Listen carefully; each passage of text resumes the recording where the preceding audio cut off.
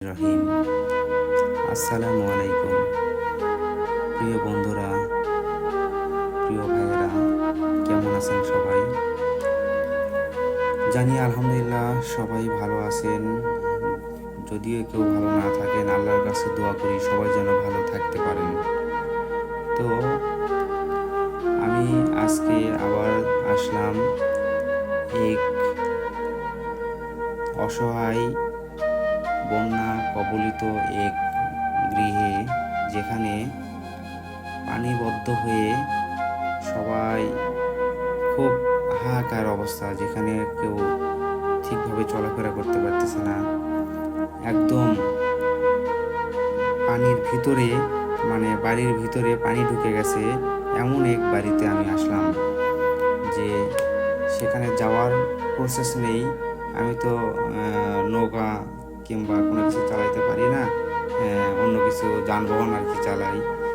তো আজকে এই বাড়িতে আমি পার হচ্ছি একটা কলার গাছের, আমরা যেটাকে ভুড়া বলি, জানি না আপনারা কি বলেন, সেই ভুড়াতে আমি একাই এক ছোট ভাইয়ের কাছ থেকে সেটা নিছি যে আমি ওই বাড়িতে যাব, সেখানে দেখবো। সেখানে দেখি যে এক আঙ্কেল, তো আঙ্কেলকে জিজ্ঞাসা করলাম উনি কেমন আছেন। উনি তো আসলে দেখাই যাচ্ছে উনি ভালো নেই, কিভাবে ভালো থাকবে?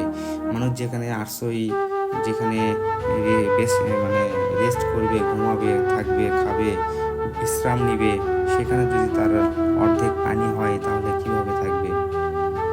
তো সেই আঙ্কেল, সেই কাকা আমাকে বললো খুব কষ্টে আছে, এখন পর্যন্ত তাদের জন্য কোনো সাহায্য সহযোগিতা আসে নাই, এরকম অনেক দুঃখের কথা উনি আমাকে প্রকাশ করলেন।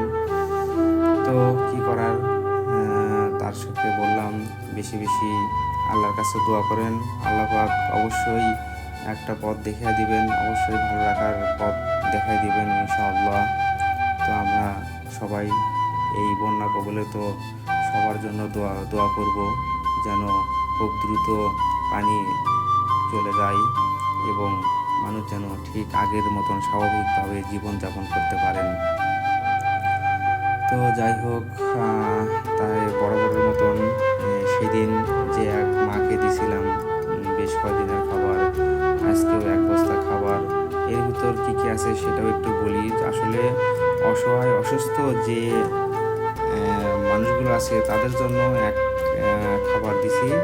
এই বন্যা কবলিত যেসব সাধারণ মানুষ আছে তাদের জন্য নিয়ে আসছি হলো তেল, সাবান, চাল, ডাল, মুড়ি, চিড়া, স্যালাইন, মোমবাতি, তারপর এরকম আর কি বেশ কিছুদিনের খাবার আলহামদুলিল্লাহ নিয়ে আসতে পারলাম। তো সেই আঙ্কেল, সেই কাকাকে দিলাম।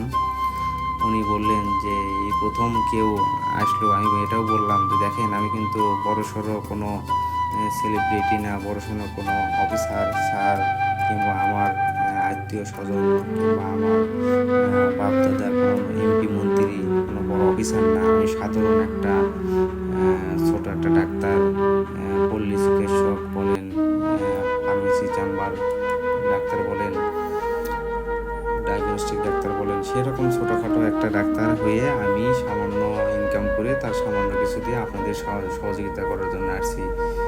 তো অনেক দূর এবং অনেক গরমের ভিতর এই কষ্টে জীবনযাপন করছি। এখানে কোনো বিদ্যুতের ব্যবস্থা নেই, লাইটের ব্যবস্থা নেই, তার জন্য কিছু মোমবাতি নিয়ে আসছি।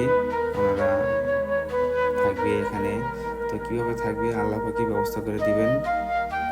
যাই হোক, এদের সবার জন্য, এনাদের সবার জন্য আমরা সবাই মন থেকে দোয়া করবো আল্লাহ পাক যেন তাদেরকে খুব দ্রুত ভালোভাবে সুন্দরভাবে থাকার তৌফিক দান করে এবং খুব দ্রুত যেন পানি আর যাতে বেশি না হয়, কমতে শুরু করে। আমরা সবাই দোয়া করব। আল্লাহ হাফেজ, ভালো থাকবেন সবাই এবং সবাই কিছু না কিছু পারলে সহযোগিতা করব সবার জন্য।